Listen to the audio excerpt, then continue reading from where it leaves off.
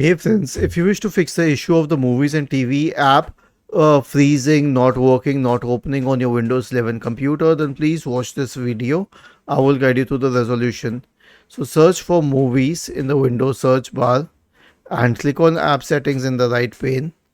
Now scroll down and click on terminate, then click on repair. Let the app repair itself. Wait till you get a tick mark here. Then you can reset it.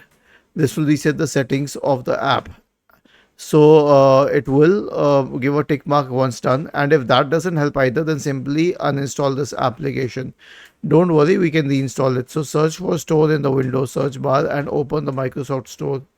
Search for movies and TV and go to the movies and TV app and click on install to reinstall it on your system.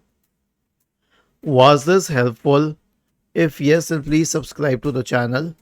If not, then let us know in the comment section of the video on how we could help you further. Thank you for watching this video and have a nice day.